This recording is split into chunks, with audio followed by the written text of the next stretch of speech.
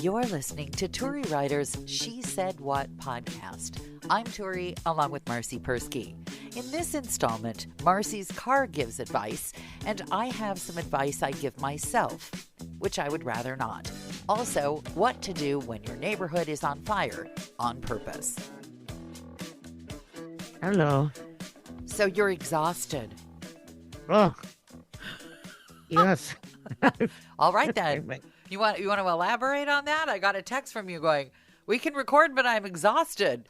Well, I don't know if this will make sense to everybody or not, but I have like this psychosomatic thing that every time I go to the grocery store, I get a backache.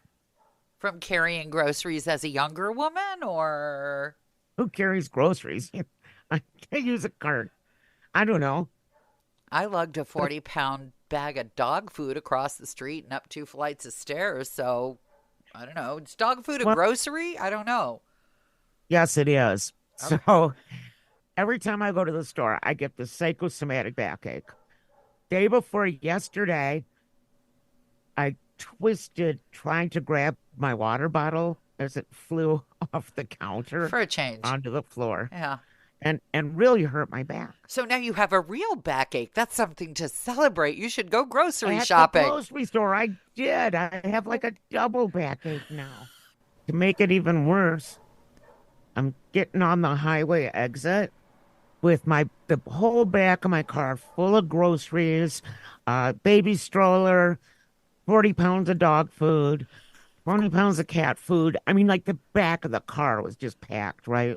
And? And the lift gate ajar light starts Oh, flashing. no. With semi after semi after semi. And I'm like, oh man. And I don't want to pull over on I-40 because it's not a nice highway anyway.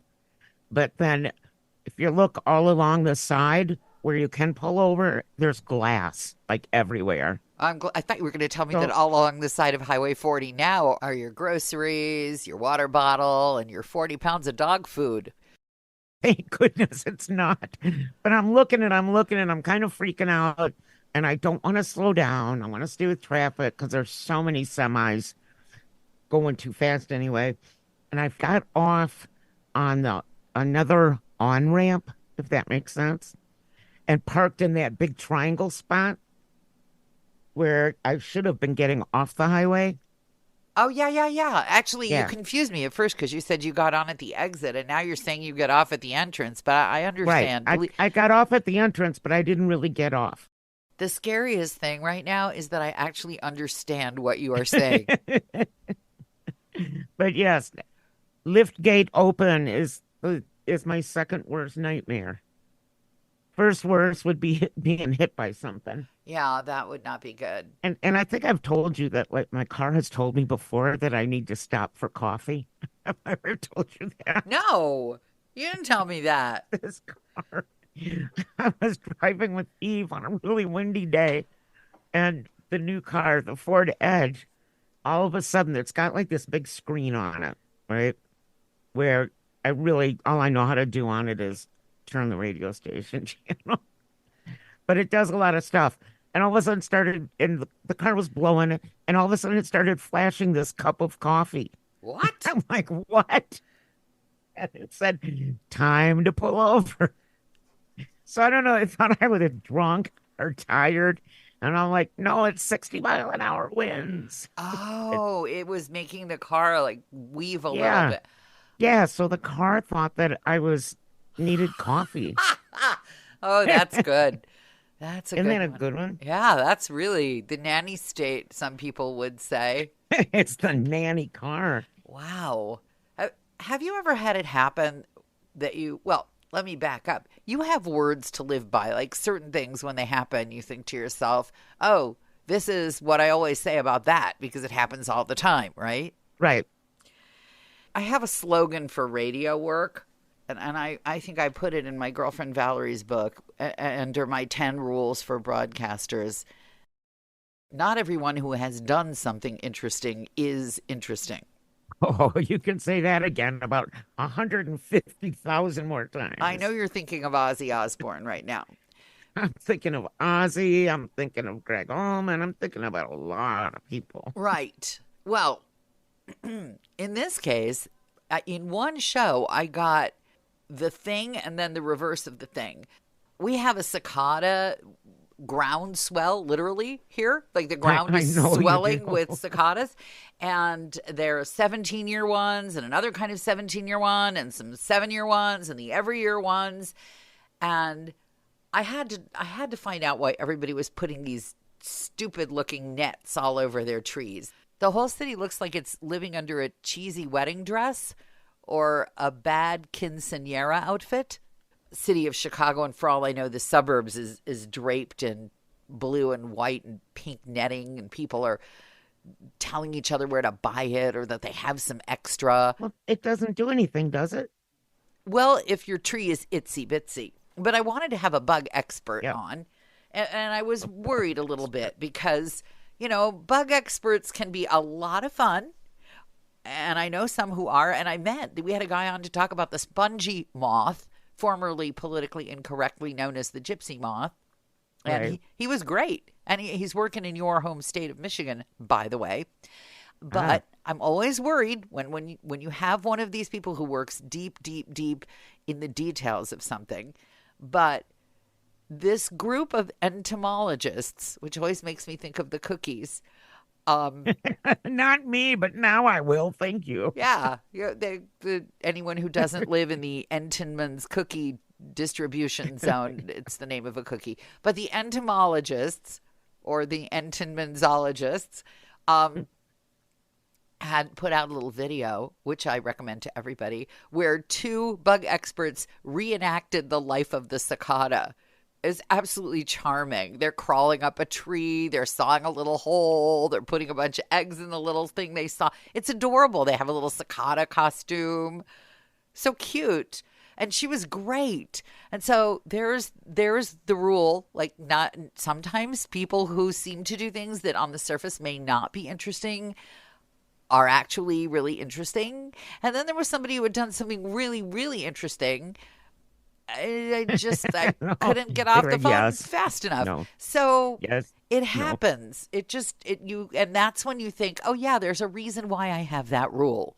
That's the reason. Yeah. I wrote that rule after interviewing astronauts. Astronauts, I believe I have mentioned this on the podcast before. Most boring interview you will ever, ever, ever do is with an astronaut, because their whole job, the reason they do what they forget about whether they're doctors or wizards at physical education or can hang by their earlobes upside down in weightlessness for 75 days. What they're really hired for is because nothing phases them at all, including an interview. I would pay good money to know what their sex life is like, because Like a cicada, maybe, or cicada, as you say. like every 17 years, Yep. they crawl up a tree every 17 years and wave their wings around. That could be. I don't know. Or floating around up in space It's a every thought. 17 years. Every Imagine that. 17 years. All I know is I sort of hate it when I'm right, and I sort of like it when I'm right, in that meta sort of way. And the spousal unit is coming back this evening, thanks to all the deities that may exist or of none. And if you can believe this, we made it through the whole week of him being gone without me losing my temper, and I lost my temper on the last call of his trip. So Aw. he did the thing I really hate, where Buy your pizza from the airport. yeah, there's that too. Here, I brought you this for your birthday. It's some leftover pizza. He's been known to do that, as you know. I know, I was Oh, yeah. there. Oh, you were there. Yes, it was a terrible night of Hanukkah. It was the worst night of Hanukkah, but it has lived on in infamy, that night Yes, of Hanukkah. it will. Here for Hanukkah, you got me a fancy bicycle, and I got you a piece of leftover pizza. I thought you'd love it. Here, enjoy. But it might or might not be like this when you screw something up. When I screw up, I say, oh yeah, I screwed up, or I'm sorry, or I wasn't paying attention, or I didn't know, or some version of that. But what I never say, which the spousal unit says, is, well, you could have done it. Like, why would you delegate this to me if you care how it ends up? If you care how it ends up, do it yourself, is what that is saying. And I finally had heard it one too many times, and I said, You know what else I can do by myself? Call a freaking divorce lawyer. That's what I can do by myself. So that's the capper on his week away, and I'm not sure what kind of mood I'm going to be in when he shows up at the airport. I suspect not a great one. So you're not picking him up, right? He's taking the red line or whatever. I should make him take the red line at midnight. Maybe someone will with a grocery bag over his head. Just eyeballs sticking out. Maybe somebody will offer him some Hostess. What are those things? Strawberry snowballs or something? Yeah. Yeah. The coconut things. Yeah. And if you don't know what that is, you should check out our podcast called The Long Way Home, where we were assaulted by a drunken shoplifter with Hostess snowballs. So, yeah, maybe I'll have him do that. That would be justice. That would be absolutely justice. Like your cicadas, yeah, which happens every 17 years. Yes. But as you found out on your show that there's a reason for them. Yes. Well, as we were driving into Flagstaff today, the whole sky was full of smoke. Because up here, it's controlled burn time. Don't they keep screwing that up? And the wind changes and they burn acres and acres of stuff they didn't plan to burn? Yes, they have in the past. And this one it's close to Flagstaff, so the smoke is sitting over the city. Well, we found out that they're going to burn from the north of the little lake, like 3 miles from us. Yeah. Toward us. We've had forest fires by us before. We lived through it. It didn't make it this far. But the big problem is that it takes several days, and at night all the smoke settles down. And you can't have any windows open ever at all. And you have or asthma. You're full of smoke. You have asthma. Yep, I do. I'm more worried about having a baby out here. I'm worried about my animals. How come they burn stuff instead of just borrowing a whole bunch of goats? Yeah, no, they burn trees. Goats don't really eat trees. They just eat the bark. I wouldn't put it past your goats to eat trees. But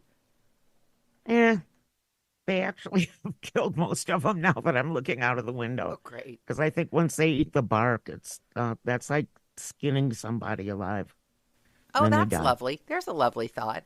I thought you'd like that. I'm enjoying that. Silence of the goats. Yep. Close. So, yeah, we're going to get smoked out of here pretty soon. Make some I can hardly locks. wait. Hang up some salmon. Hang some salmon.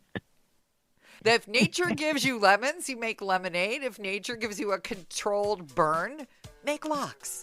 Make locks. Make locks, not war. There you go. There you go. That can be your new motto. Well, it beats not everyone who has done something interesting is interesting. Interesting. I'll try it.